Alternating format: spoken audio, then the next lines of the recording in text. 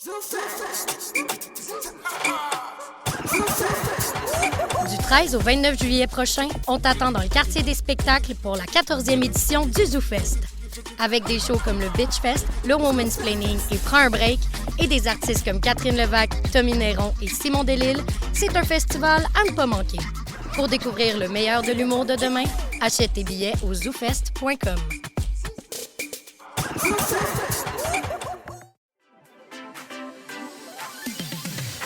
Ne rate pas ta chance d'assister au Festif de Baie-Saint-Paul du 20 au 23 juillet prochain. Il n'est pas trop tard pour te procurer des billets de spectacle pour Anil and the Sniffers, Gabriel Chang, Groovy Aardvark, Bébé Club et quelques autres au www.lefestif.ca. N'oublie pas que 40% de la programmation est gratuite et que c'est l'occasion idéale pour faire des découvertes musicales. J'ai hâte au Festif! Cet été, le Festival Prima revient pour sa 18e édition.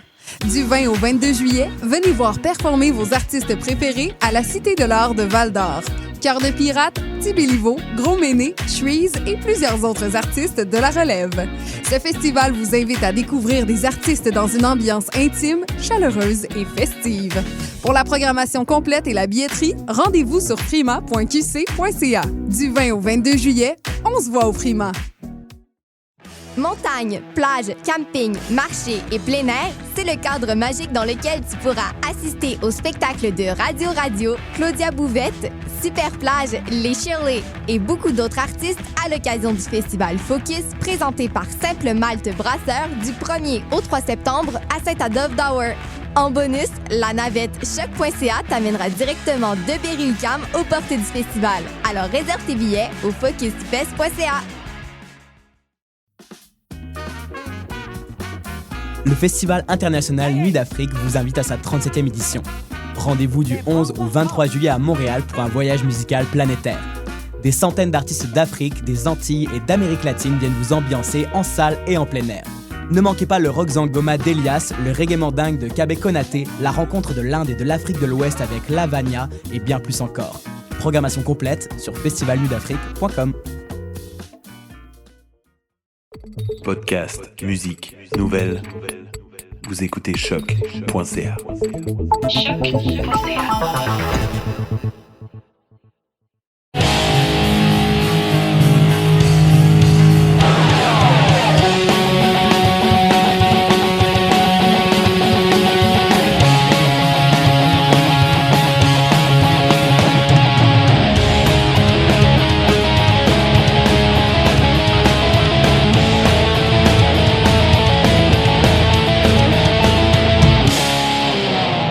Salut tout le monde, j'espère que ça va bien. Aujourd'hui, sur le Clash, on reçoit JF Ayer, un passionné de l'histoire musicale de Montréal, du Québec. J'ai souvent mentionné sa page web, en fait, sur le Clash parce que je tombe tellement souvent pendant mes recherches sur des trucs qui sont issus de sa page. Je vois aussi d'autres pages qui reprennent des trucs que lui a trouvés ou qu'il a postés. Je veux parler de Montreal Concert Poster Archive, qui est probablement ma page Facebook préférée et de loin. Mais maintenant, JF a bâti un site web issu de cette page Facebook. Fait que c'est pour cette occasion-là, en fait, que je veux le recevoir et lui parler à quel point il a mis du travail et en tout cas, vous allez voir, vous allez vous perdre dans ses pages. C'est une source inestimable d'informations. Pensez à un show que vous avez vu dans votre vie. Vous risquez de trouver le flyer sur son site. Ou vous risquez aussi beaucoup de trouver des shows que vous faites comme « Ah non, j'ai raté ça. Ah non, j'ai raté ça. » Voir que tel band est déjà venu avec tel band à telle époque. Bref, c'est un puits sans fond d'informations, puis de fun facts, puis d'affaires super intéressantes. Fait évidemment, je vous invite à aller voir sa page web. Aussi, JF était dans on va dire le blogzine, vidéozine. En fait, l'espèce de zine vidéo Punk Empire. Qui faisait des vidéos de concerts de tous les groupes qui venaient à Montréal. Il y avait aussi beaucoup d'entrevues. Il a une grosse expérience en tant que disquaire. C'est un passionné de jazz, un passionné de vinyle, de flyers. Il a fait des correspondances avec plein d'artistes super intéressants ici. Bref, c'est vraiment quelqu'un que j'espère que vous allez découvrir et surtout aller tout voir le travail qu'il a accompli. C'est massif, ça n'a pas de sens. Puis évidemment, c'est quelque chose qui va rester parce que le travail qu'il fait, ça laisse une marque qui ne pourra plus jamais disparaître, puis il crée vraiment une base pour quelque chose de super important pour la scène musicale montréalaise. Puis sinon, juste avant d'aller à l'épisode, je vous invite à vous abonner au Patreon si vous avez 3$ par mois. Ça l'encourage évidemment le podcast. C'est avec l'argent des Patreons que je redistribue au membre Patreon, en fait, que ce soit par les concours ou sinon c'est avec l'argent des Patreons que je redonne de l'argent aux bands en achetant leur musique sur Bandcamp.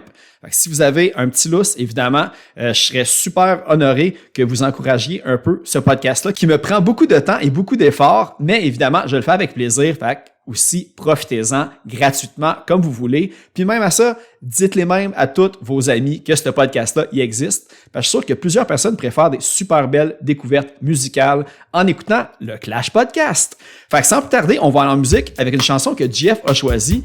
On va nous expliquer pourquoi lors de l'épisode. C'est une chanson des Kingpins. On va aller écouter Johnny Rocksteady.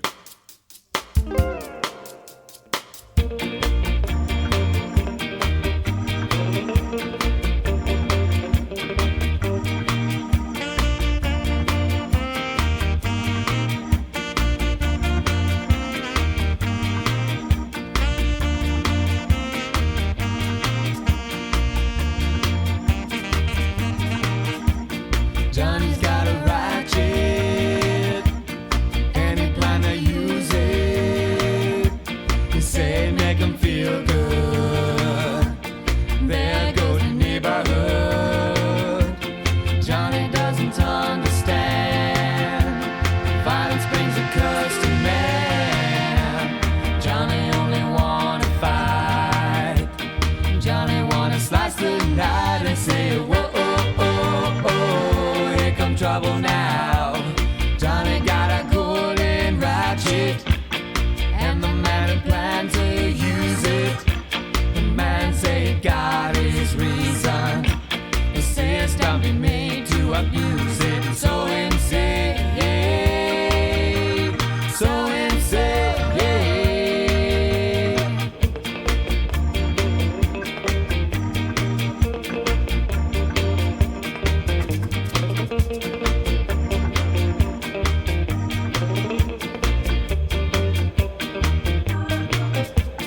Johnny's in a jail cell. The man say you better stay. Johnny want the world to know ratchet using doesn't pay.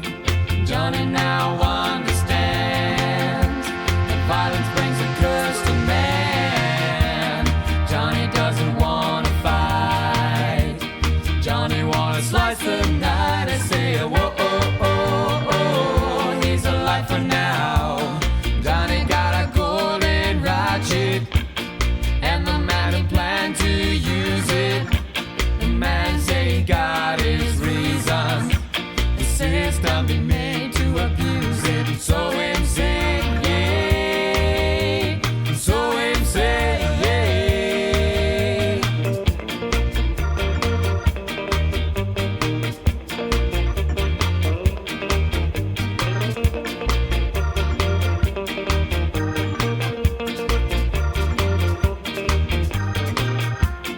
Johnny now understands that violence brings a curse to man. Johnny doesn't wanna fight. Johnny wanna slice the night and say whoa, oh, oh, oh. Whoa, oh, oh, oh. Whoa, oh, oh, oh. He's alive for now.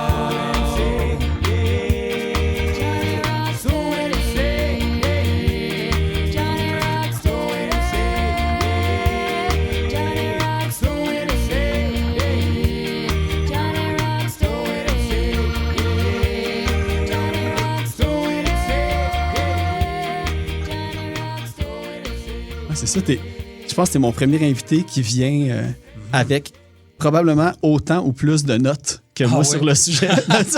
Ouais. Je suis comme un petit peu... Je pense qu'on est dans le même moule un peu là, de du côté de rechercher sur des trucs, puis que ça a juste plus de fin. C'est un puits sans fond du côté positif. Là. Puits sans fond, ça peut avoir de mauvaises connotations, là, mais... Ouais, exactement. Ouais, c'est fou, la recherche, ça n'arrête pas. Moi, je travaille sur la route, là, je travaille sur les trains, en fait. Là, fait que je suis tout le temps... au moins 2-3 nuits par semaine à l'hôtel. Puis quand je suis à l'hôtel, je suis tout le temps en train de faire des recherches. Puis je fais une recherche sur quelque chose de précis, mais si je trouve d'autres choses, par chance, je vais l'archiver en même temps. OK, ouais, c'est ça. Let's go. Je sais que ça va m'être utile à un moment donné. Ton téléphone, il est sûrement plein de notes aussi, puis tout ça. Ouais, c'est ça. J'utilise Notepad, là, j'écris tout ce que je trouve, des photos, des liens, je me sauve ça, je m'envoie plein d'affaires moi-même par Messenger. C'est ça. Puis il y en a plein que tu oublies à un moment donné. Moi, c'est rendu que mes blocs-notes dans mon téléphone, c'est comme un Wikipédia, dans le fond. Tu sais, si je google le nom d'un band ou d'une personne, je vais tout avoir comme un des dossiers qui sort de sur. Ah oui, tu sais, j'ai vu telle ou telle note. Parce que autant que l'avantage avec les réseaux sociaux maintenant, ça a changé un peu la manière de faire ses recherches parce qu'il y a beaucoup de trucs que tu trouves dans les commentaires du monde et tout. Ouais. Sauf que maintenant, il y a aussi dans les stories du monde que tu vois des trucs que tu fais « Hey, ça pourrait être cool de poser ça », mais c'est éphémère. Fait que là, tu sais, je note tout de suite des affaires comme ça. Oui, c'est ça. C'est vrai. Mais... Puis dans les group pages aussi, là, je trouve, il y a beaucoup de matériel qui passe, les gens commentent. C'est un peu dur à aller trouver ça. C'est un peu la raison pourquoi moi, c'est pas un group page, puis c'est une page. T'sais. C'est plus facile d'archiver des trucs sur une page qu'un group page. Oui, c'est ça. Ben, au début, je me demandais... Ben, d'ailleurs, je veux juste te dire, on est avec GF ailleurs en ce moment de Montreal Concert Poster Archives. Puis c'est ça, ben, tout le côté de... Au début, tu sais, t'étais une des seules pages que je suivais qui mettait des hashtags. Puis à un certain point, j'ai fait sur Facebook. Puis à un certain point, j'ai fait comme, man, ça m'est tellement utile maintenant quand je cherche sur cette page-là parce que j'ai cité ta page des tonnes de faux podcasts, justement. Beaucoup. Parce que, tu sais, c'est un outil de recherche comme... ça a vraiment même une vocation maintenant, ce site-là, plus que le côté ludique de la chose. En fait, tu veux t'expliquer un petit peu comment que l'idée est née puis comment tu as décidé en fait de le partir, le projet? Oui, ben ça a commencé à peu près 2 ans. Là. J'ai eu 2 bébés. J'ai eu ma petite fille et mon petit gars. Puis avant ça, je m'étais acheté un drum. Je voulais apprendre à jouer du jazz un peu. Puis ma fille est née, puis malgré que je me suis écrit une petite salle dans mon sol, je me dis ça marchera pas, je peux pas jouer le drum. Puis là, je me suis acheté un rameur, je dis je vais faire des exercices, puis je trouvais jamais le temps. Je disais mon Dieu, je vais me trouver autre chose. Puis j'ai vu une publication sur Instagram de mon ami Andy avec qui je faisais Punk Empire dans les années 90. On aura l'occasion même d'en parler un peu. Cool. Andy partageait une affiche d'un flyer. C'était un flyer d'un show hardcore, puis... je me suis dit, hey, c'est pas pire ça. Moi aussi, j'en ai des posters chez nous. Je devrais partager les miens, tu sais. Puis je me suis dit, ça serait encore plus cool si, maintenant que je t'intéresse au jazz, puis à tous les styles de musique, ça serait le fun si quelqu'un le faisait, mais pour tous les styles de musique. Puis je dis, souvent, quand j'ai cette réflexion-là, je me dis, c'est aussi bien que ça soit moi qui le fasse. Tu sais, tant qu'à faire, j'ai eu l'idée, je vais le faire. Puis j'ai commencé à partager des affiches en créant la page, là, Montreal Concert Poster Archive sur Facebook. Puis l'idée du nom, c'est très simple. C'est juste 4 mots-clés que moi, j'utiliserais si j'étais à la recherche d'affiches Montréal, concert, poster, archive. Je me dis, si quelqu'un cherche ça, il risque de tomber sur ma page. C'est aussi simple que ça. Puis en partageant de plus en plus d'affiches... je creusais dans le passé, puis je me suis dit, ça serait le fun d'ajouter du contexte aussi, pas juste partager une image, mais ajouter l'histoire de la salle, par exemple. Puis pour les salles qui sont encore existantes, c'est assez facile en général. Tu vas sur leur site web, puis ils ont une section propos, copy-paste ça, c'est assez simple. Mais plus tu vas dans le passé, j'étais à la recherche des histoires des cabarets, puis des salles, des vieux clubs de jazz de Montréal, puis je trouvais pas grand-chose... sur Internet, puis je me suis dit, je vais commencer à les assembler moi-même, ces textes-là. Puis c'est là que la recherche plus poussée a commencé. J'ai été sur le site de la BNQ, là, tu as toutes les archives des journaux, la presse, La Patrie, le Canada, Montréal Matin... Mais tous les magazines, genre Québec Rock, puis ces affaires-là aussi, qui peuvent avoir vraiment là, des affaires un petit peu plus de 60, 70, 80. Oui, main mise, tout. Là, je fouillais le plus possible pour assembler un texte qui ressemblait à une biographie qui était à mon goût. Puis, ça fait 2 ans et demi là, que je suis là-dessus. Puis là, réussi à accumuler à peu près 33 000 images, puis C'est fou, là. centaines de textes à peu près, puis j'ai pas fini. T'sais. Moi, je pense que j'avais même vu récemment que tu avais écrit 150 textes sur À peu près. les salles, Ouais. sur des intervenants, on va dire, de la scène, puis Ouais, des trucs aussi, comme ça. Là. Fait que, ouais, c'est ça, des promoteurs, des gens aussi qui sont peut-être plus dans l'ombre, tu sais, des gens qui ont amené quelque chose, puis que peut-être les passionnés, les tripeux de musique connaissent peut-être un peu, mais qui n'ont jamais eu vraiment d'exposure. Je Ouais, pense c'est que ça, c'est le vrai fun de comme, parler d'eux autres. Là. Ouais, comme Paget Williams, je pense que tu l'as Ouais. aussi. Mais je pense que tu as aussi parlé de Andy tantôt, que tu as fait aussi un petit coup Oui, de profil oui, sur oui, lui aussi. c'est Puis, ça. Ouais, ben Paget, c'était un de mes voisins dans les années 90. Là. J'ai habité sur Prud'homme. Là. OK. C'est comme le punk house de Montréal. Ouais, ben ceux qui se souviennent de 2112, C'est ça. Stomp, puis tout, là, ça vient de là, je pense, c'est le nom du Exact. label. Là, fait que, Ouais, c'est ça, c'était l'adresse. Moi, j'étais au 2116, 2118. Ça a été bien pratique. Par peu, Radon? Ou tu savais, comme tu sais, c'était un peu, tu les connaissais déjà, puis tu as ouais. voulu te rapprocher d'eux, vu que c'était. J'avais du une monde que tu amie au connaissais. cégep, là, dans le temps, j'allais au cégep, André Laurando, puis une bonne amie, Cynthia, elle me dit hey, ça te tente, tu venais habiter avec moi, puis ma coloc Mona. Mona, c'est la blonde à Orion de Shades of Culture. OK, ouais. J'étais comme quoi?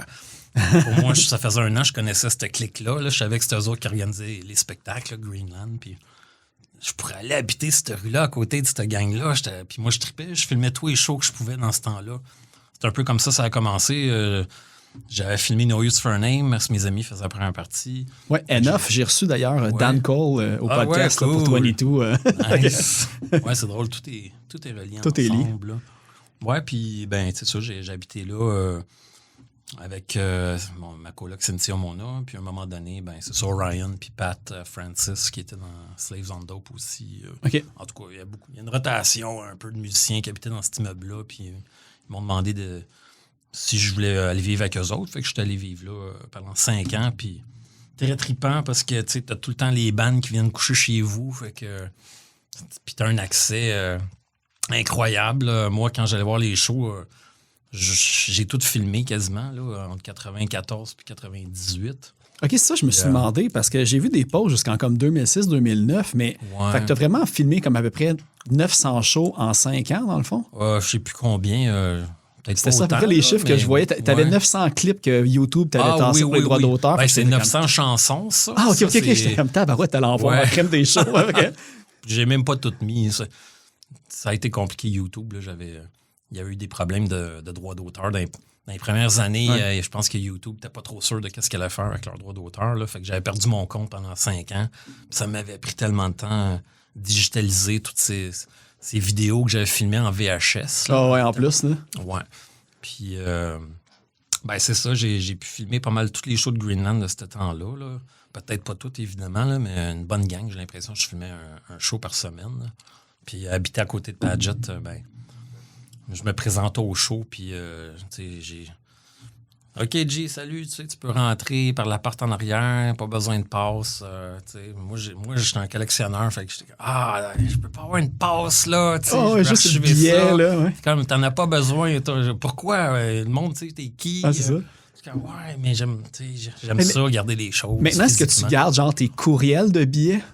Moi, je suis rendu à ce point-là tellement que je vais comme ouais. garder comme une trace des affaires. Là. Même un bout, je voulais les imprimer pour les Right. mettre avec mes anciens billets d'avant. Oui, là, ben il y a beaucoup de monde qui m'envoie leurs billets comme ça, imprimés. Là. Je n'ai pas partagé. Faut dire que j'ai ralenti beaucoup les shows. Là. Je vais plus voir des petits shows où il n'y a plus vraiment de billets. C'est juste, tu rentres à Tu payes à la porte, là, ouais. Ouais, c'est ça. Mais oui, c'est intéressant. C'est intéressant comment ça a évolué, tout ça, cette industrie-là. Là. C'est différent. Oui, mais ça va tout le temps changer. Tu sais, c'est ça, je me disais, le site, ça va être en constante évolution. Là. Tu sais, même, c'est con, mais j'ai pensé à toi la semaine passée ou il y a 2 semaines, quand ils ont changé pour le théâtre Beanfield. Oui. Tu sais, c'est comme... Ouais. là, c'était le Corona? Oui, OK, c'est ça. Fait que je me dis, c'est le genre de truc, justement, que les gens peuvent trouver dans les articles que tu écris parce que tu fais vraiment comme une chronologie des salles différentes. Puis, tu sais, justement, à un moment donné, là, dans la chronologie du Corona, ben là, il y a le Beanfield maintenant, puis il va y avoir une histoire qui va continuer après. C'est ça. Ouais. Et c'est intéressant aussi que même si là, je vais moins voir des shows, je suis occupé, j'ai un horaire atypique, puis j'ai des bébés, fait que c'est un peu plus dur de sortir, mais j'archive aussi les affiches de shows des années 2023. Puis j'en ai quasiment 800 là, à date. Tabarouette, Puis, c'est fou, tu te rends compte que c'est happening encore. Là, il y a peut-être eu la pandémie, mais c'est encore... il y a encore beaucoup de choses qui se passent à Montréal. Ouais, vraiment. Là. Il y a moins de salles, mais il y a on va dire, il y a sûrement moins d'événements vu qu'il y a moins de salles, mais tu sais, le monde, tu sais, Quai des Brumes, l'Esco, autant les Fouf, là, maintenant, il y a le Turbo House, il y a plein, puis des petites salles que selon le style que tu écoutes, que tu vas peut-être moins connaître. Mais c'est ça, fait que c'est en constant roulement, même le nombre de sorties puis de nouveaux bands, moi, c'est un petit peu ça que je compile à chaque année avec les sorties pour comme promouvoir la scène locale. Puis l'année passée, j'avais calculé autour de 120 bands, artistes différents qui avaient sorti un EP ou un album. Puis là, ça roule encore à ce niveau-là. Tu sais, si tu checkes un samedi soir, un vendredi soir, puis tu trouves pas quelque chose à faire, c'est parce que tu cherches pas fort. Il y a tout le temps quelque chose. C'est ça, c'est extraordinaire. Là. Puis là, moi, je suis surtout dans la scène jazz, là, la communauté jazz depuis 2015. Puis j'ai été à beaucoup de jam sessions au Upstairs. Là. J'aime ça parce que c'est la relève, puis tu as des nouveaux musiciens qui sont en train d'étudier en jazz à Concordia à McGill, puis ils vont sur le stage avec quelqu'un qui est un petit peu plus expérimenté, puis c'est drôle d'avoir la chimie qu'ils peuvent avoir en sortant du stage, après avoir fait une chanson, ils se serrent la main, « Nice to meet you », tu sais, c'était jamais rencontré, t'es comme « aïe, aïe », tu sais, vous connaissiez même pas, puis vous venez de jouer ça ensemble. Ils parlent le même langage. Malade. Mais ça, comment que c'est arrivé? Parce que là, c'est ça. Là, je voyais vraiment beaucoup que, tu sais, le Upstairs, maintenant, je pense que c'est toi qui gères un peu leur réseau. Je pense que tu bookes un peu, puis tu fais un peu de photographie aussi pour eux autres. Ouais, je faisais beaucoup de la photo, un petit peu moins là. Mais j'ai commencé en 2014, fin 2014. J'étais allé voir en spectacle Jimmy Cobb, puis... J'avais appelé, c'était pour aller voir Barry Harris aussi, c'est un pianiste de jazz, en fait, il est de Philadelphie, mais j'étais allé voir Tom Petty à New York il y a quelques années, puis Barry Harris, il jouait au Village Vanguard, puis quand t'es arrivé devant le Village Vanguard, ça disait sold out, mais je savais pas c'était qui. Barry Harris, je dis j'ai manqué ça. Bon, c'est sûrement quelqu'un de pas très bon, pas important. Puis là, je l'ai googlé, j'étais merde, j'ai manqué ça. Puis là, Barry Harris, il est venu à Montréal peut-être une couple de mois plus tard. J'ai appelé l'Upstairs, dit donnez-moi la meilleure table possible pour Barry Harris. Pas de problème, on prend ton nom en réservation. On se présente au Upstairs. Oui, salut, réservation, nom de Jean-François. Fait que là, le propriétaire, Joël, un très bon ami à moi aujourd'hui, il dit suivez-moi. Puis là, il commence à nous amener plus au milieu de la salle, plus au fond. Je dis hey, j'ai appelé, je voulais la meilleure table là, à côté du piano. Là, je voulais être à côté du musicien. Puis il me dit mais ici, toutes les tables, ils sont bonnes. Ah ouais! OK, tabarnouche, maudit. Fait que je m'assois, puis là, mon ex-femme, elle me voit suer, tu sais, puis fâché. Ça faisait tellement longtemps que tu avais préparé le coup. Ouais, là c'est ça. J'étais content, là. J'ai appelé, j'ai réservé, j'ai une place à meilleure table. Fait que là, Sarah, elle s'appelait, elle me dit, Jeff, tourne-toi.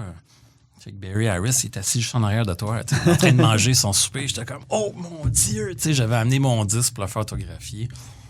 Fait que finalement, j'ai pu jaser avec Barry Harris.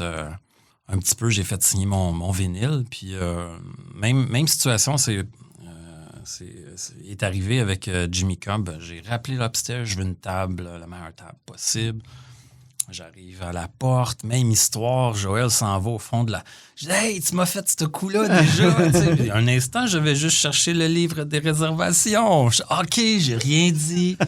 Fait que là, il a senti, hey, JF, il a l'air passionné pas mal de son jazz, tu sais. Fait qu'il m'a posé des questions. Qu'est-ce que tu fais dans la vie? Puis je lui disais que je faisais de la photo puis du vidéo. Puis il m'a dit, ça te tenterait-tu qu'on collabore? On pourrait faire des choses ensemble. Fait que c'est à partir de là que il m'a offert, tu pourrais t'occuper de nos réseaux sociaux, est-ce que ça t'intéresse? Puis depuis 2015, là, c'est moi qui fais la promo des spectacles là, tous les jours. Là, sur Facebook, Instagram, Twitter. Puis tout récemment, TikTok pour... Ah ouais? pour la relève. Ouais, c'est ça. C'est bon. Mais c'est ça, parce que tout le côté, tu sais, interagir avec les musiciens, tout ça, tu sais, t'étais comme quand même assez habitué avant. Tu sais, Punk Empire, il y avait les chansons filmées, mais vous avez commencé à un certain point aussi à faire les entrevues. Puis je pense que c'était genre sûrement au début du email puis pré-Facebook Messenger. Fait que, j'ai vu que tu avais des communications avec Ian McCabe, des choses comme ça. C'était à la main là, dans ce temps-là. Je lisais Punk Planet ou Maximum Rock'n'Roll qu'on achetait chez Dutchies. Puis souvent, les groupes, ils ont un P.O. Box. Avec, là, tu leur écris, puis ils t'envoient des stickers, quelque chose, ou un catalogue. Puis moi, je leur écrivais toujours pour leur demander si je pouvais filmer la première fois qu'ils venaient à Montréal.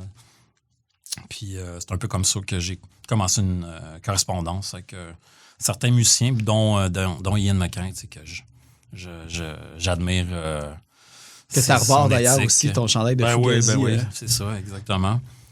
Puis c'est une des choses que j'ai toujours aimé des groupes punk, c'est leur accessibilité, tu sais. Parce que mes amis jouaient avec No Use for a Name en 94. C'était le premier show d'un band Fat Records à Montréal. NoFX était déjà venu, là, mais comme premier groupe Fat Records, c'était No Use for a Name. Puis mes amis faisaient la première partie, un off, là, justement. Ouais. J'ai trouvé ça drôle un peu parce que mes amis, c'était leur 3e show. Fait que quand ils m'ont annoncé ça, comme quoi, vous allez jouer avec No Use for a Name? T'sais, premièrement, No Use for a Name vont venir à Montréal. Ça sonnait vraiment incroyable. Là, parce que cette musique-là était difficile à acheter, à se procurer. Tu n'achetais pas ça. C'était pas les CD qui coûtaient comme 2 pour 15$. Tu sais, souvent, un CD de punk dans ce temps-là, je m'en souviens, c'était 25$ plus taxe pour le petit budget du jeune qui fait 6$ de l'heure. Là. C'était beaucoup d'investissement. J'achetais ça en cassette même parce que j'avais pas de budget pour acheter des CD. Là.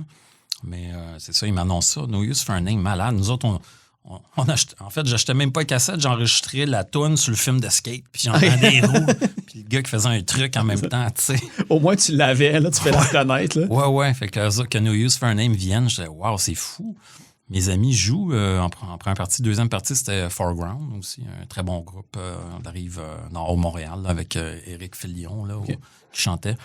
Puis c'était irréel de se rendre sur place puis de pouvoir discuter avec le groupe avant le show. Tu sais, ça arrive pas, ça, si tu vas voir Bon Jovi. C'est clairement pas. Hein? Non, c'est ça. Fait que pour moi, c'était extraordinaire. Tu sais, wow, ils sont faciles d'approche, ils sont cool. Puis là, il y a Lagwagon sont venus avec Strung Out à l'automne, au mois d'octobre. Puis encore Foreground ont fait la première partie. Puis c'était fou. Puis c'est là que j'ai appris, tu sais, c'était Padgett de Green Line qui organisait ce show-là. Puis là, ben, j'avais filmé Lagwagon, fait que là, j'ai apporté une copie vidéo. Hey, ça, c'est le show de No Use for a Name de là 3 mois. Puis ça a continué comme ça. À chaque show qui s'en venait, j'avais une copie du show précédent. Fait que là, tout le monde était tout le temps content d'avoir mes cassettes. Oui, puis j'ai vu en plus parce que, on va dire, un de mes outils de recherche, d'habitude, quand je reçois comme des bands, c'est Discogs.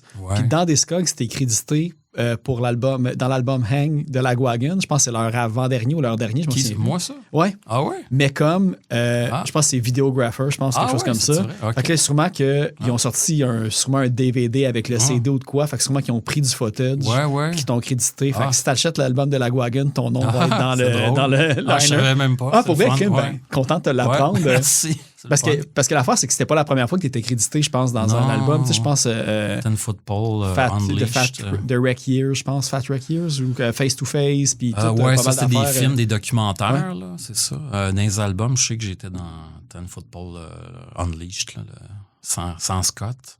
Puis, mais Padgett, il était tout le temps dans les Thanks List, là, tout le temps. OK, c'est ça, là, ouais. Fait qu'il y avait, c'est la petite clique là, de Greenland un peu, là. Mais tu sais, t'as parlé de. Tu as parlé un peu de skateboard. Puis, tu sais, j'ai l'impression, tu sais, je dis un petit peu parce que, évidemment, comme qu'est-ce qui est le fun aussi de ta page ou ben, même de ton Facebook, c'est que tu expliques comme des tranches de vie comme assez détaillées. C'est vraiment cool de tout voir la chronologie. Puis, de ce que j'ai compris, avant de triper sur le skate, nécessairement, sur le punk, c'est vraiment par le skate que tu as commencé à filmer, puis à t'intéresser, on va dire, à la culture un petit peu plus indépendante underground. Oui. Parce que mes amis à l'école. Moi, je suis né à Montréal. J'ai grandi à Ville-la-Salle, mais quand j'avais 10 ans, mes parents sont divorcés. Puis ma mère s'est remariée, puis on s'est relocalisé à Saint-Eustache. Fait que j'étais là à Polyvalente Saint-Eustache et Deux-Montagnes, puis je faisais du skate. Puis j'ai rencontré des amis qui faisaient du skate là. Puis eux autres, en plus, ils jouaient de la musique. Moi, j'avais pas de guitare ou de drum, mais j'avais une caméra vidéo. Mais elle était vraiment cheap. Là. C'était une caméra là, De avec... party de Noël. Là, Hey, c'était avec tu sais, un fil, là, la caméra était reliée à un fil dans le VCR, puis le VCR, il était comme un pied d'eau, là, puis si je filmais ça à l'extérieur, il fallait que j'amène une rallonge de tondeuse à gazon pour aller filmer. Elle était vraiment BS. Ma mère avait eu ça à son bureau, là.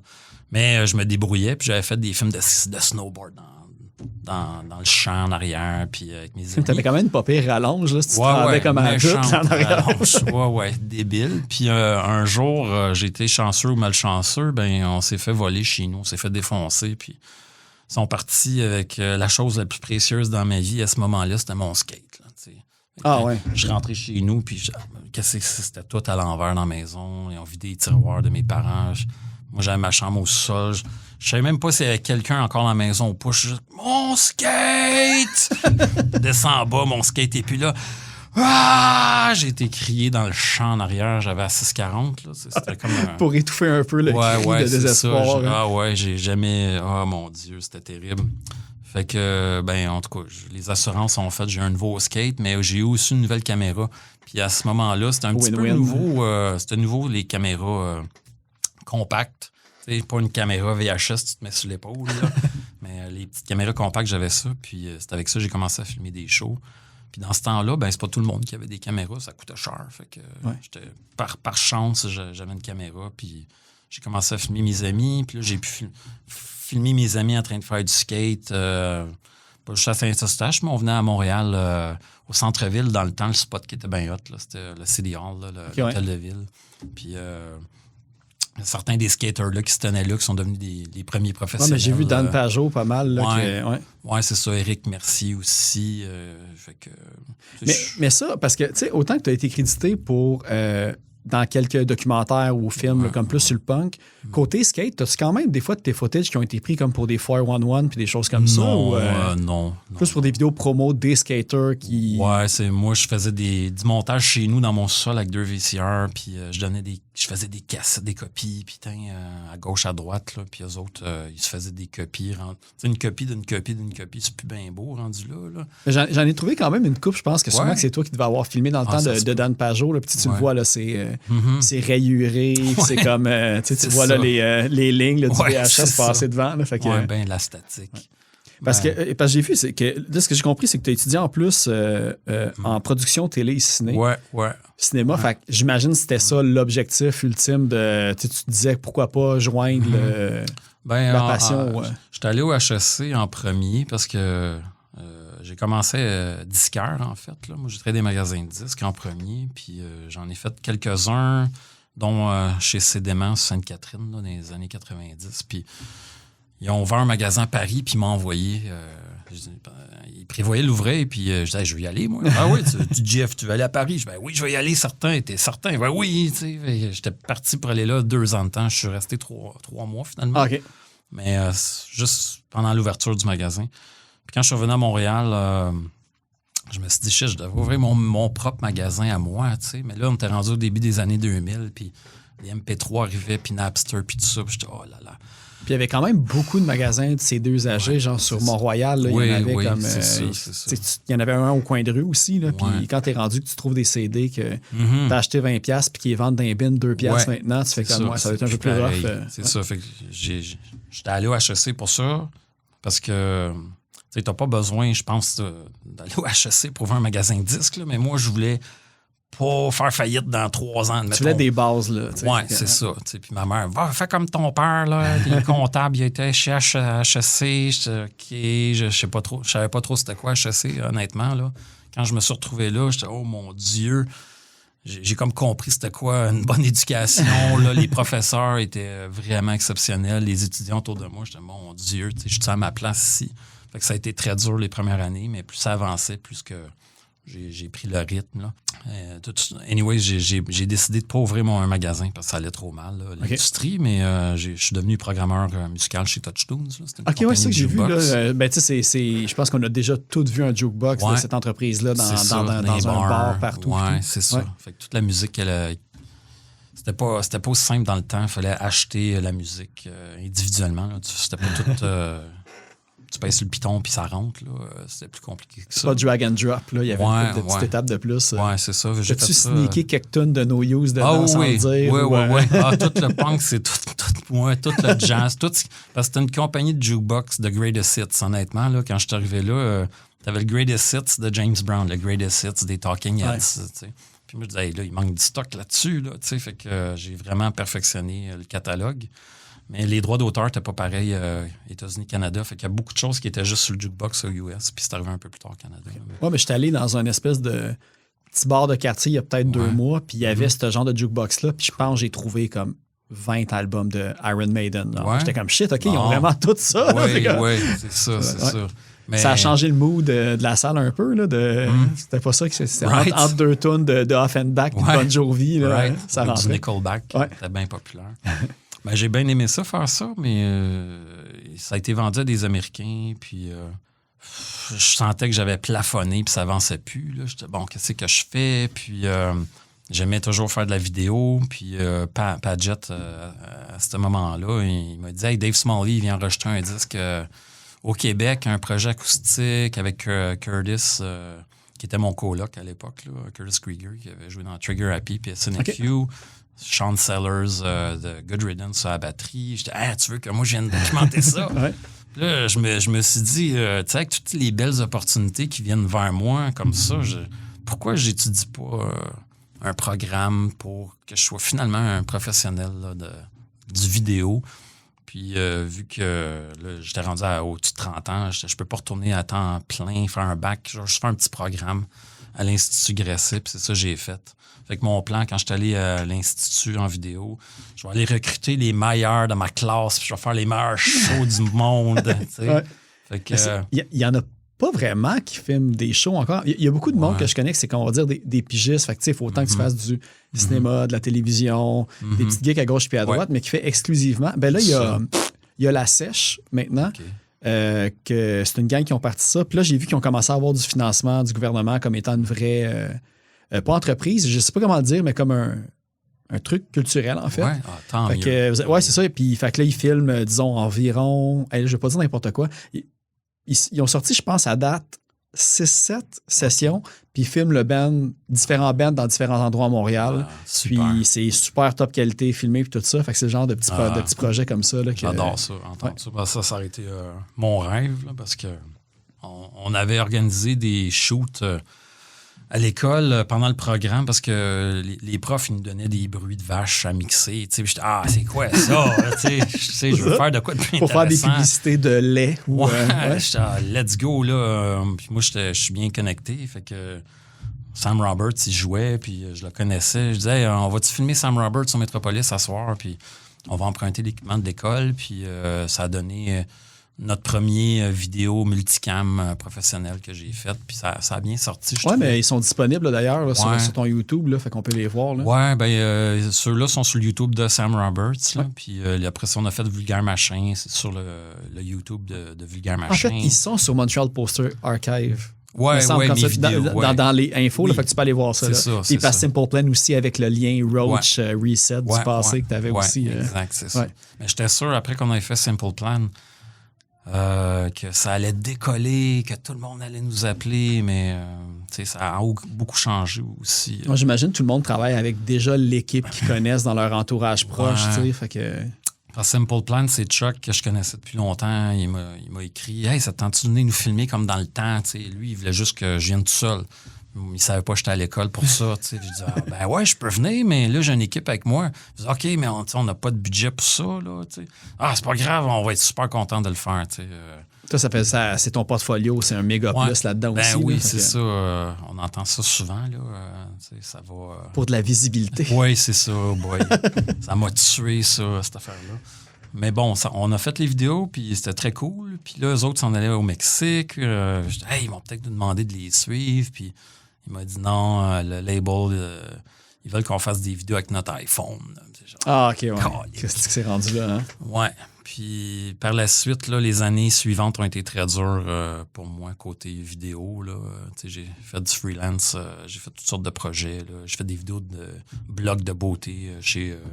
j'ai vu des affaires de corpo un peu. Oui, des corpos, c'est ça. Le blog Vania, que j'ai vu Vania, le aussi, blog, ouais. ouais, super personne. Vania, c'était une des amies à ma mère, une ex-mannequin brésilienne pour Yves Saint-Laurent qui travaillait chez Châtelaine, chez Rogers, en fait. En tout cas, elle travaillait pour le magazine Pure, puis elle voulait démarrer un blog de beauté, puis elle m'a demandé si je voulais faire ça. Fait que j'avais dit oui, on a fait une coupe. Ouais, le visuel, C'est le fun. il est super beau aussi. Là, Ouais. puis tout, là, c'est tout accessible aussi. C'était tout nouveau pour moi. Là, fait que c'était le fun de rencontrer des vedettes, pas des musiciens, mais plus... Ouais, je pense qu'il y avait des actrices aussi, des choses comme ça. C'était intéressant. Mais pas assez pour en vivre encore là. Fait que j'ai eu bien de la misère. J'avais un contrat pour BMW, les lunettes. C'était juste le making-of du photoshoot. Puis ils ont décidé de scraper ce photoshoot-là. J'avais loué plein d'équipements. Puis là, ils m'ont dit, finalement, on va te rappeler parce que... Ouais, mais là, je suis pas payé, moi. Ben, c'est ça, j'ai là. loué tout ça. Puis mon Dieu! Je vais manger du beurre de peanut longtemps, tu sais. Fait que... Mais ça me fait penser, tu sais, tout le segment Punk Empire que vous avez fait, tu sais, vous avez filmé beaucoup de gros bands puis qui sont devenus encore plus gros par après puis tout. Tu t'es entouré, je pense, d'une équipe, je pense que c'était Matt Perlman puis Andy Mack aussi. c'est ça.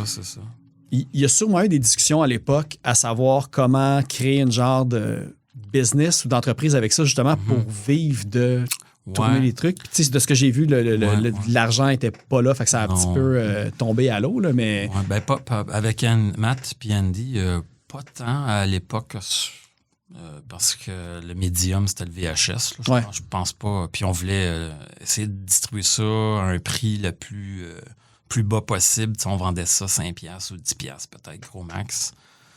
Mais quand YouTube est arrivé, j'ai essayé de relancer ce projet-là, avec d'autres personnes en entrevue. Là, puis ça a marché.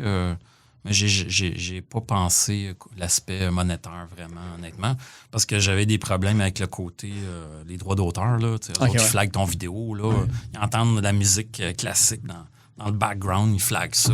Ouais, c'est ça un peu. Là, puis c'est compliqué cette affaire. J'ai jamais voulu m'embarquer dedans. Mais moi, c'est une des raisons pourquoi que... Parce que je diffuse tout le temps de la musique au début puis à la fin du podcast. Même pendant longtemps, j'en ai diffusé au milieu d'un podcast.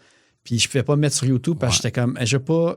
C'est long, mettre de quoi sur YouTube à uploader. Puis tu sais, si tu te le fais bloquer en 15 secondes, là, du coup, ils en reconnaissent une chanson. Puis souvent, tu as l'autorisation des artistes. Mais c'est une entente, c'est un handshake, tu sais. Fait que YouTube, elle le sait pas, fait qu'il bloque tout. Fait que ça a comme ses bons côtés pour les artistes et c'est mauvais en même temps. Là. Puis s'embarquer là-dedans, là, ça doit être complexe. Ça a ouvert des portes pour certaines personnes, mais moi, ça me les a fermées en quelque part. Là. Mais malgré tout, j'étais bien content d'aller à l'Institut Grasset pour cette formation-là. J'ai rencontré surtout des plus jeunes là, qui, je pense, c'était des beaux projets là, qu'on a fait ensemble, puis que là, ils font des affaires vraiment super cool. Là. Mais c'est des contacts que tu perds jamais. Fait que si à un moment donné, il y a de quoi qui se passe, c'est tout le temps... Ils connaissent ton nom, puis on sait jamais qu'est-ce qui peut se passer. Oui, c'est ça. Puis les gens, des fois, ils me demandent hey, ça te tente de faire telle vidéo? Moi, j'en fais plus, mais mon ami Lucas, il fait ça encore, puis il est vraiment ça coche. Là, fait que... Tu as parlé du HEC, de l'Institut Grasset. Puis un des trucs que j'ai vu, parce que tu as fait une entrevue avec Urbania, je pense que c'est là que j'ai vu ça. Tu as eu des contacts où tu as comme... j'ai Craig Morrison, en fait. Parce que j'ai reçu aussi Félix B. Desfossés au podcast. Puis lui aussi, je pense que c'est comme un élève ou on va dire un disciple de... Fait que ça, le côté comme, ethno-musicologie, puis histoire, ça, c'est venu comment? C'est comme par la bande, puis... Craig Morrison, je l'ai rencontré parce qu'il donnait des cours d'histoire de la musique le soir. C'est genre de soirée vin fromage, si tu veux. Où, un groupe de 10 personnes se rencontrent chez quelqu'un, puis Craig, il donne un cours pendant une soirée sur 6 semaines environ sur un sujet en particulier. Ça peut être les Beatles, ça peut être la British Invasion, le folk rock, toutes sortes d'affaires, là. Puis moi et ma première femme, c'était elle qui connaissait Craig, qui était amie avec lui. Elle m'a initié à ça, là, ce cours-là, ce programme-là. Puis je pense que j'ai été voir au moins 6 ou 8 de ces cours. 8 saisons, je veux dire, en fait. Là. C'était ça au printemps puis à l'automne. Puis, c'est devenu un ami. Je suis comme quelqu'un dans ma famille que je considère proche. Là, Craig, Ok, ouais. c'est un Mais bon... quand tu trouves d'autres mondes qui trippent autant que toi sur les détails de la musique, là, ça clique très bien d'habitude. Là. C'est ça. Parce que lui, il met tout en contexte. Il va te parler de quelque chose, puis avant de te faire écouter la toune, là, il va tout expliquer comment est-ce que c'est arrivé, l'histoire derrière la toune. Fait que juste avant qu'il pèse sur play, t'as déjà comme la mâchoire. T'as comme « Ouah, ça va être fou! » Tu sais, play. Fait que j'ai trippé beaucoup à connaître Craig. Puis à chaque fois qu'il y avait des spectacles, que lui il joue régulièrement au Will Club là, sur Cavendish, ou à chaque année, il y a un spectacle des racines du rock'n'roll au campus Loyola. C'est moi qui filmais ça. Fait que j'ai sûrement d'autres choses que j'oublie. Là, mais tout ça, est-ce qu'il y a quand même eu un côté avec lui qui t'a donné comme une espèce de, on va dire, d'éthique pas pédagogique ou scolaire de la recherche? Parce que, il faut le dire, les articles que tu écris dans Montreal Concert, il y a toute la bibliographie, puis on sait vraiment que tu as la chronologie, puis c'est vraiment, je pense même toi, tu le dis dans ton site, c'est vraiment comme un documentaire neutre, puis vraiment juste des faits détaillés, puis tout, avec des fois, il peut y avoir des petits fun facts sur le site, là, mais Oui, la raison aussi pour laquelle c'est comme ça sur le site, c'est pour être clair, les articles, je les ai pas écrits from scratch. C'est tous des paragraphes que j'ai été recherchés dans les archives à gauche, à droite, puis sont tous notés, puis toute la source est en bas. Parce que je trouvais rien sur Internet. Si tu googles, je trouvais rien. Surtout encore moins en français. Là. Fait que je me suis dit, je vais fouiller un peu, puis je me suis rendu compte que dans les archives, dans les journaux, il y a beaucoup d'informations. Puis des fois, il y en a juste un petit peu, mais à plusieurs endroits différents. Okay. Fait que moi, je prends des petits bouts d'infos à gauche, à droite, à gauche, en haut, en bas. Puis j'ai comme une coquille dans ma tête de OK, ça va. L'historique de la salle. Je sais ce que je cherche comme info. Puis là, je prends ces bouts d'infos-là, puis je les mets aux bonnes places. Puis Craig, dans tout ça, le côté mettre tout en contexte. Puis aussi d'aller essayer de trouver de l'information plus obscure parce qu'il y a tout le temps d'autres mondes. C'est pas un copy-paste de Wikipédia non plus. Puis toi, tu veux vraiment que ça apporte quelque chose de nouveau à l'histoire puis aux faits. Oui, puis j'essaie de trouver des petits bouts intéressants. Comme, ça va être intéressant. Ça, je pense que si moi, ça me fait triper, je me dis ça va faire triper d'autres mondes. Parce qu'en premier, c'est surtout pour moi puis j'essaie d'agrandir mes connaissances. C'est comme une mosaïque dans ta tête, là, tes connaissances musicales. Puis je veux juste agrandir la mosaïque pour avoir une meilleure aperçu général de... Mais c'est ça, parce que, tantôt, comme tu m'as écrit, « Hey, je suis stationné, je m'en viens. Ouais. » Puis là, je t'avais donné l'adresse de l'avion. Puis là, tu me dis, « Hey, c'est là avant qu'il y avait le café Saint-Jacques. » Je pense que tu me disais. Fait que moi, je t'imaginais, comme... Toi, t'es quelqu'un qui marche dans la rue, puis t'as comme des mondes, tu vois des mondes parallèles devant chaque porte que tu passes. Puis là, je m'étais dit, OK, fait avant, à l'UQAM, ici, il y avait le Café Saint-Jacques. Ouais. Puis c'est aussi l'UQAM qui a racheté le building de l'X avant. Fait que l'UQAM tue les petites salles du centre-ville. Ouais. Non, en fait, le Café Saint-Jacques, c'est parce qu'il avait passé au feu, là, en 1914. Fait que... C'est l'UQAM qui a mis le feu dedans. Je la place. Je suis pas certain, je sais pas. Mais bon, ça a fait son temps, ça avait ouvert, je pense, en 1924, le Café Saint-Jacques quand même. Là. Mais c'est un très important café, cabaret francophone pour Montréal, là, pour la période qui précède là, la Place des Arts. Parce que c'était très anglophone à cette époque-là. À Montréal, tout était surtout en... Pour l'accessibilité au... Oui, il n'y a pas beaucoup d'endroits où les chanteurs francophones à Montréal pouvaient chanter. Puis Café Saint-Jacques, c'était un de ceux-là, dont aussi la Casa Loma, là, qui se trouve être en face des Fous. C'est là, genre Ginette Renaud, puis Dominique Michel, puis toute cette gang-là, ont commencé un peu. Là, puis bien des jazzmen au deuxième étage aussi, là, Miles Davis, Coltrane. Oui, c'est parce que le monde l'oublie, mais tu sais, le côté, la période des cabarets, tout le côté Red Light aussi de Montréal, qu'il y avait beaucoup d'Américains qui venaient aussi. Ouais. C'est une histoire là, tellement folle là, que même, tu sais, moi, pendant un bout, je regardais voir, hey, tu sais, disons, quand Édith Piaf venait à Montréal ou quand Jacques Brel venait à Montréal, tu sais, les places où qu'elle est et tout ça, tu sais, souvent, c'est très comme au centre-ville, genre dans le coin de Bishop, McGill, puis ce coin-là. Tu sais, souvent, les adresses, ils ont changé 3 fois de nom parce qu'ils ont, de numéro, parce que ça s'est rezoné, tout ça. Il y a des places qui ont disparu, puis c'est comme, tu sais, c'est fucké.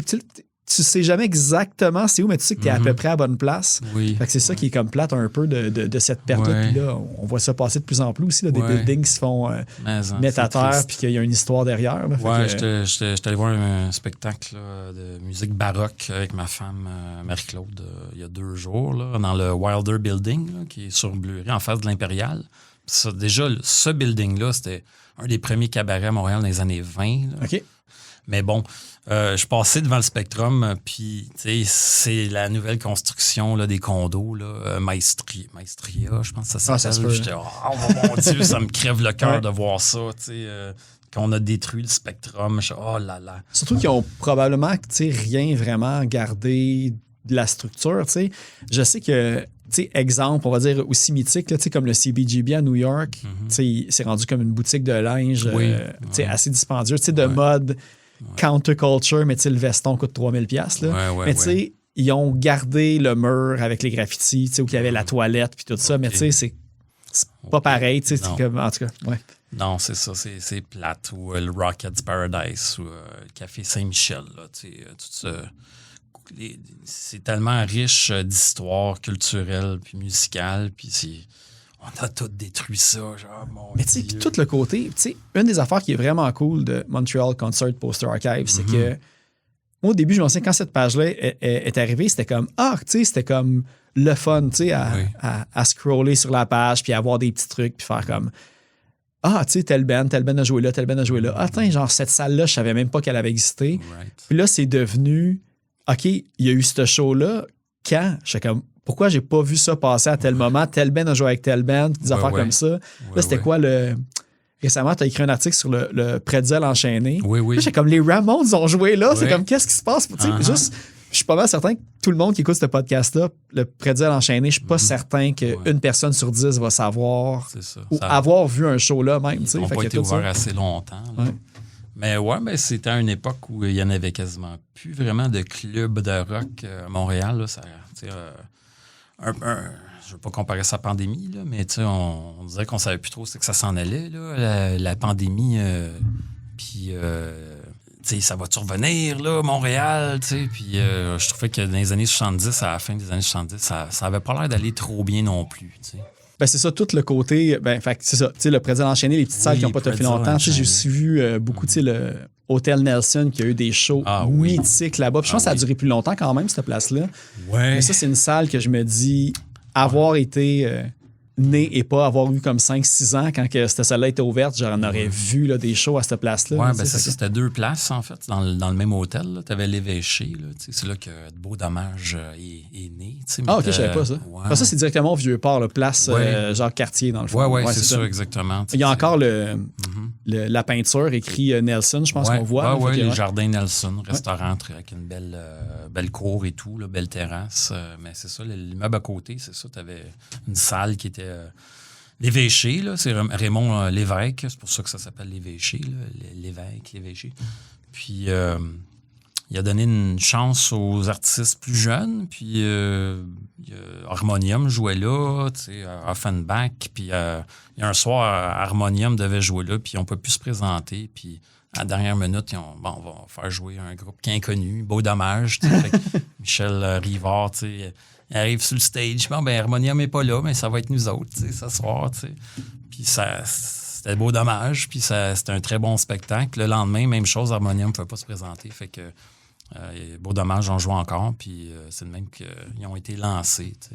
Le bouche-à-oreille a commencé sur ouais, c'est ça. Puis quelques mois plus tard, ils ont lancé leur premier album à l'évêché. Puis plus tard, quelques années plus tard, ça a été un peu rénové. Là. Puis à l'intérieur, tu as le Nelson Grill, là, qui appelle. C'était juste une salle un petit peu plus petite.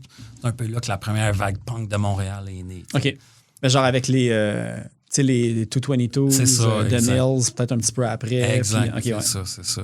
Puis, c'est quoi? 222, puis il y avait Danger aussi à peu près au même moment. Ouais, je sais pas s'ils faisaient des shows là ou... Ouais, il y a eu des Vile Tones et Screamers qui ont joué là. Vile Tones, c'est Toronto, ça se peut-tu? Oui. Ouais, The Normals, je pense que c'est Montréal, par exemple. C'est ça. Ouais, puis... Comment il s'appelle? C'est un artiste, celui qui fait les Purgatory aussi. J'aurais aimé ça. C'est à mon tour là, d'avoir un blanc. Mais tu sais, c'était dans le Hour. Il y avait une bande dessinée comme un peu comme The Movie Picture Purgatory. qui était aussi dans The American Devices. Puis avant ça, je pense que c'était Electric Vomit, je pense. OK. Tout ça. Fait qu'il était dans cette gang-là. Puis tout, là, ouais. Ah ouais. Oh, ouais. J'étais bien jeune, je pense. Moi, je suis né en 76, fait que j'ai raté ça. Tu pouvais pas aller voir de Non. 222 à l'hôtel Nelson. Non, c'est ça. Moi, mon premier show, c'était... Mon Dieu, c'est quoi j'ai vu? En fait, c'était Foreground, là, si je pourrais dire. Foreground à l'Aréna de Boisbriand, c'était en 93. Ouais, si tu comptes pas comme les shows de la Saint-Jean que tes parents t'amenaient Oui. puis tout ça, là, puis tu vois le vrai show que t'as acheté un billet puis Oui, t'es c'est allé. ça. Là, Ouais, je considère pour ça que ça serait Foreground. Ah ouais, c'est pas pire. Moi, c'est Maiden avec Dio. Oh, cool. Puis le deuxième, c'était Kermesse avec les marmottes aplaties. Oh, wow. Fait que j'ai quand même des bons débuts, tu sais. J'ai Oui. quand même... j'ai C'est pas une histoire- honorable. c'est pas trop gênant, là, tu sais. Ah, c'est cool, ça. Sinon, y a-tu, on va dire... Parce que j'en ai noté une couple que tu as mis dans les articles, tu sais, que des faits, des fun facts un peu que tu rajoutes dans tes affaires. Tu avais comme Coltrane qui a déjà joué comme au 281, Charlie Parker, genre chez Paris, Art Blakey chez Blakey dans un steakhouse, puis des choses comme ça. Ravel au quartier latin aussi, tu sais, on a comme toutes des affaires que tu fais pas nécessairement le lien avec ça a eu lieu. Ben, au 281, c'était... Parce que c'était la Casa Loma en haut, en fait, qui appelait. Là, Fait que je savais même pas que c'était la même on va dire porte, on va dire. Là. Oui, c'est ça. C'était au deuxième étage. Miles Davis, puis tout le monde, mon Dieu, c'était incroyable. Mais la programmation était tellement spectaculaire que ça n'a pas duré longtemps. Ça a coûté trop cher. C'est moi qu'il y avait un peu de crime organisé aussi mais là-dedans qui allait pas. Ouais, c'est ça. Ça, c'est... J'en découvre de plus en plus là-dessus, là, mais oui, c'était partout. Là, puis il n'y avait pas le choix, mais il n'était pas... tu sais, ils se mêlaient de leurs affaires. Tu sais, c'était pas... Ils dérangeaient pas les artistes. Eux autres, c'était des businessmen. Ils se tenaient en arrière de leur salle, puis leur cabaret, puis ils regardaient ce qui se passait, puis tout se passe bien, good, parfait. Il n'y en a pas de trouble ici. Puis je me rappelle aussi, j'avais entendu une histoire... les musiciens noirs, surtout là, dans les années 30, 40, eux autres, ils préféraient travailler dans des endroits où c'était runné par la mafia, parce que au moins ici, on court pas après notre paye. T'sais. Ils niaisaient pas avec ça. Okay. T'es bien payé, puis t'es protégé. T'sais. De toute façon, c'est un peu comme un front. Là, le cabaret, eux autres, surtout, c'était des maisons de jeu, puis il y avait bien du cash qui se jouait. Ouais, c'est ça. Ben, tu sais, l'histoire de la mafia à Montréal est super bien documentée aussi maintenant. Puis tout, là, fait que tu vois tout le côté. Tu sais, ça a permis, on va dire, le côté positif. Tu as comme plein de salles puis des lieux cultes qui sont nés de ça aussi. Puis ben tout, oui, fait c'est que... ça. Ça rend ça très intéressant là-dessus. Là. Mais ça fait aussi que c'est dur des fois de trouver la vraie histoire des clubs parce que tu n'as jamais le vrai nom du propriétaire. Tu sais, un autre front. Ouais, c'est ça. Le gars qui a un dossier judiciaire, il va aller chercher un gars. Il est clean, ça va être toi le gérant ici. C'est toi qui vas aller chercher la licence d'alcool. Fait que, mais en arrière, tu sais, c'était très violent aussi dans ce temps-là. Là, tabarnouche. J'étais en train d'écrire justement là, sur le Café Canasta. Là. C'est devenu le Café Cléopâtre après. Là. OK, ouais. Puis, d'ailleurs, je joue au Poudre-Fesse, moi, là, en ouais? plus. Ouais, puis j'ai eu la chance de pouvoir monter comme, au dernier étage en haut, les étages qui sont comme normalement fermés au public. Puis, justement, j'ai fait le tour, puis j'étais comme, tu sais... Malade. C'est comme, tu vois une place qui n'a comme pas eu beaucoup de monde qui ont accès, dans le fond. Fait que c'était très cool pour ça. Ah ouais, chanceux. Ouais. C'est cool. Je t'ai montré le vidéo après, j'ai encore le vidéo dans mon téléphone. Malade. Mais là, sur ce club-là, là, qui était avant, là, Café Canasta, je trouve rien... Aucune information vraiment qui est sa musique, c'est juste du sang, puis des batailles, puis des tueries, puis j'ai l'impression d'écrire un texte qui serait publié dans Allopolis. Là, ah, c'est ça? Parce que moi, je cherche l'info musicale. Tu devrais peut-être aller voir peut-être même le proprio du Café Cléopâtre, parce que lui, je l'ai croisé brièvement, puis ça a vraiment être quelqu'un qui est... il est fier de son lieu parce que lui, il a fait une longue saga aussi contre la ville pour pouvoir garder la place ouverte parce qu'il voulait, comme évidemment, le tasser pour bâtir des affaires autour. Comme un peu là, c'est un Spite House dans le fond, là, mais lui, il a résisté. Puis là, maintenant, la ville, maintenant qu'il a gagné, puis il a investi vraiment des milliers de dollars. Là, maintenant, à l'inverse, la ville, s'il change des affaires dans son building, vu que c'est rendu genre, je sais pas si c'est patrimonial officiel, mais s'il veut changer comme le marquee en avant, il demande des permis puis tout, fait que là, ça revient. Mais d'après moi, c'est quelqu'un peut-être qui doit très bien connaître, là, parce que c'est vraiment, lui, il a tenu, là, il a tenu fort là-dessus puis tout. Là, fait que, bravo. Parce que c'est la dernière salle du Red Light intègre, je pense, qui reste. de cette Oui, période-là, où il y en a oui. très peu. Là, tu sais. Ouais, Fait que, en tout cas, le Monument national, pas tout à fait pareil, là, Ouais. mais c'est la plus ancienne qui est encore en opération dans ce coin-là. de ce quadrilatère-là. Oui, c'est ça. Non, mais c'est le fun. J'étais un peu en train de travailler là-dessus, là, pour le site web, leur timeline qui pourrait t'aider plus visuellement à voir l'ordre chronologique des salles. Là, T'as-tu comme l'idée, là, je veux pas comme te mettre trop de projets en tête, là, j'imagine que ça Ouais. t'est déjà passé par la tête, mais éventuellement, tu penses-tu, ça peut-tu tomber comme une version livre ou quelque chose, ou si tu t'es fait approcher, parce que vraiment, tu sais, quand la page est née, Mhm. tu sais, tu dis que ça fait à peu près 2 ans, un peu plus que Ouais, 2 ans, ouais. mais moi, quand j'ai commencé à la consulter, j'étais comme crime, tu sais, ça doit faire longtemps qu'elle existe, ça faisait comme 2-3 mois seulement. Mhm. Tu sais, il y a des tonnes et des tonnes et des tonnes d'informations, tu sais, c'est tout le temps vivant aussi. Ouais. Tu sais, je sais que tu te fais envoyer des trucs Ouais. par centaines, par peut-être milliers par semaine sur des affaires au début, en tout cas. C'est le fun que les gens participent comme ça à m'envoyer de leurs archives, là, parce que c'est pas juste sur le site web, c'est documenté. Ben, en fait, toutes les images sont sur un Google Drive là, qui est accessible à travers le site web. Là. Mais pour le livre, c'est sûr, j'aimerais ça.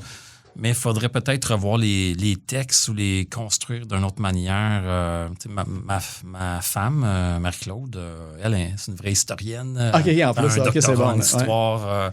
C'est elle qui relie tous mes textes. Tu sais, une fois que j'ai terminé, tu peux-tu lire mon texte? Là? Je veux le publier. Puis oui, OK, donne-moi ça. Là. Puis là, il y a une petite faute ici. Qu'est-ce que tu veux dire par là? OK, on devrait reformuler ça différemment. Mais ça se voit, là, ça fait une grosse différence de lire un oui. post de ta page que d'un post aussi long de quelqu'un d'autre, un rant Ouais. de quoi. Tu sais, il y a vraiment comme quelque. Tu sais, c'est rare des longs textes sur Facebook que le monde va rester captivé jusqu'à à lire la fin. longtemps, mais ça, c'en est. C'est ça. J'espère, j'essaie de le formuler comme ça. Puis le bonus de Facebook, moi, le côté que j'aime beaucoup, je demandais au monde de faire l'exercice. Là. Pensez à un spectacle que vous vous souvenez que vous avez vu il y a comme 20 ans, tu sais, avec les hashtags, puis vous allez sûrement trouver comme le poster du show que vous avez fait comme « Hey, j'étais là à telle place ». Puis là, tu vas lire les commentaires des gens qui étaient là aussi, puis il y a plein là, de flashs du passé qui t'arrivent, de comme « Hey, c'est vrai, ils ont fait telle affaire, le band, telle chose ». Ou même des spectacles que tu as ratés, que tu as du monde qui commente. Je sais pas, tu sais, moi, j'ai vu comme une couple de semaines, si jamais tu t'en rappelles. Là, moi, j'ai une de mes amies qui avait été voir David Bowie, je pense, au Metropolis dans le temps. Puis par après, il y avait eu un after party comme au Fouf. Puis il y avait genre Nicolas Cage qui était là, qui tournait comme Snake Eyes. Tu sais, fait que, tu sais, c'est rendu, ça peut dévier dans plein de directions jusqu'à ce qui part de un billet, un flyer, un poster. Fait que moi, c'est l'affaire, c'est le genre d'affaire qui me fait triper au bout. Moi aussi, j'aime ça. Ça serait le fun que ça soit encore plus connu, la page, parce que ce que je me rends compte, c'est que sur Facebook, il y a des group pages anglophones, si tu veux, là, qui sont très populaires, qui intéresseraient, les gens seraient sûrement intéressés par ma page, mais les algorithmes font en sorte qu'une page et un group page, c'est pas pareil. Fait qu'il y a moins de circulation sur ma page que sur certains groupes, là, mais c'est pas grave. Tu sais, qu'est-ce qui est plate un peu de ces pages-là? Ben, tu sais, moi, j'en suis une coupe, comme disons, il y en a une super bonne sur Scum, il y en a une bonne aussi sur les Doughboys, qui est comme vraiment bien détaillée aussi. Mais c'est vraiment comme un fanpage de band. Ouais, c'est ça, Montreal Hardcore aussi, qui est vraiment bonne pour ça. Fait qu'il y aurait comme de quoi. Puis, tu sais, puis il y a l'autre truc aussi, tu sais, vu qu'évidemment, les trucs t'appartiennent pas. J'ai vraiment vu souvent des posts de tapage qui étaient comme repris à d'autres places, mais comme pas nécessairement non plus. Je sais ça. Pas de crédit, là, mais. Au début, j'étais un peu. Quelqu'un qui vient de piquer mon image, qui vient de la repartager, puis il n'y a pas crédité. Si c'est le band, c'est moins pire, là, tu sais. Mais je le vois régulièrement, tu sais, je poste quelque chose, puis 2 jours plus tard, elle est sur un group page quelque part. Puis, mais tu sais, quand t'es rendu au-dessus de 10 000 affaires, tu n'as plus de contrôle là-dessus. Là, c'est correct, parce qu'en quelque part, l'idée de cette archive-là, tu sais, c'est que ça soit accessible, disponible, puis que les gens distribuent ça, puis que ça contribue, tu sais, à la mémoire collective des Montréalais, là, qu'on n'oublie pas notre histoire puis notre passé, puis, ou qu'on découvre. Parce que pour plusieurs personnes, cette page-là, c'est de la nostalgie, tu sais. Mais pour moi, tu sais, si c'est pré-1976, c'est pas de la nostalgie. Non, c'est ça, là, exactement. C'est de l'information, de l'histoire. Tu sais. Parce que tu remontes, je pense que toi, tu t'es donné 1900 en montant. Parce qu'évidemment, là, ça pourrait. J'ai déjà vu une coupe d'affaires de 1800 avant. Ben, ça va jusqu'à 1825. OK, quand même. Il n'y a pas beaucoup de choses. Quand même 200 ans. Là, ouais. Ouais, sur mon site web, ça commence à 1900. C'est juste pas rendu là. Le site web, ça fait juste peut-être 2 mois qu'il est en ligne. Là. Puis il faut dire que pré-1910, ou pré-1890, il n'y a pas tant d'affiches. Non, c'est ça. C'est des petits journaux. Là, c'est tout aussi très low-fi. Comme, c'est ça. C'est dur à trouver, là, l'information. Tu checkes dans le journal, genre Le Canadien ou des choses comme ça. Tout, moi, je check tous les pages, là, je scroll, puis let's go. Mais tu as nommé la BNQ tantôt. Là, puis tu sais, le monde, ça fait, mais tu sais, je pense que c'est 99% du stock là-dessus est gratuit. Puis tu peux trouver n'importe quel journal, de n'importe quelle date, de n'importe quel distributeur, même des vieilles revues, Québec Rock. Là. J'invite le monde à aller checker ça. T'as des bijoux là-dedans. Là, autant les vieilles publicités que ça peut te faire rire que des entrevues avec un band que c'est oublié. Là, Ben, c'est ça. En fait, ce que moi, je fais avec cette page-là, c'est un peu du découpage de PDF, un petit peu, mais c'est quelque chose que je faisais déjà quand j'étais petit avec les journaux. Quand j'étais petit, je prenais la presse puis la section cinéma, je découpais toutes les affiches de cinéma puis je collais ça dans un cartable. Aujourd'hui, je trouve que c'est un peu pareil ce que je fais, mais pour des affiches de show. Fait que j'essaie de tout découper, toutes les affiches de show de toutes les années possibles, puis je te sauve ça dans Google Drive. Tu sais, si ça peut aider des vrais historiens ou comme un shortcut, peut-être, on va aller voir cette page-là, qu'est-ce qu'ils ont trouvé eux autres, ça va éviter de la recherche, peut-être. Oui, parce qu'évidemment, tu as la bibliographie en dessous, fait que le monde peut tout de suite aller voir l'article qui relie à ça aussi. Oui, pour moi, c'est bien important d'inclure la source, parce que si t'as pas de source, c'est pas de l'histoire, là, si t'as pas tes sources. Ça, puis tout est vraiment bien catalogué. En fait, évidemment, je vais mettre le lien avec l'épisode parce que j'aimerais vraiment ça, moi, que le monde commence à l'utiliser. Tu peux y aller full nostalgie, mais tu as le côté aussi tout catalogue. Tu vois tous les changements de vocation des salles, les changements de style, les changements de nom. Toutes des affaires, des fois, que même une salle de spectacle qui avait comme c'était pas une salle de spectacle avant, c'était complètement autre chose. Tu peux comme tout voir, pour renommer Maiden, tu peux comme sûrement trouver une quinzaine de flyers des différents shows de Maiden, puis là, c'est comme juste cette affaire-là qui est tout. Puis tu as tout le côté historique parce qu'avec chaque poster que tu postes, tu colles le côté de l'histoire de la salle, en fait. C'est ça qui est le fun. Si jamais je sors un livre, ça va être peut-être quelque chose qui ressemble à un livre que j'ai déjà chez moi. Là. C'était les adresses importantes pour la Big Generation à New York et San Francisco. Là. C'est comme un index. Puis là, ça te donne toutes les adresses. Telle place, c'était telle chose. Puis je me dis, ça pourrait être quelque chose de similaire à ça. Mais peut-être pas tout de suite, parce que c'est beaucoup de job faire ça. Parce qu'il faut tout s'entrecroise aussi. Puis tout. Je sais que, là, évidemment, une autre fois, là, au pire, je le mettrai dans les liens, mais il y a un historien montréalais qui a sorti 3 ou 4 tomes des buildings de Montréal, puis qui dit comme à chaque place, c'est tel qui l'a bâti en telle année, puis il y a eu tel propriétaire, ils ont fait telle chose avec.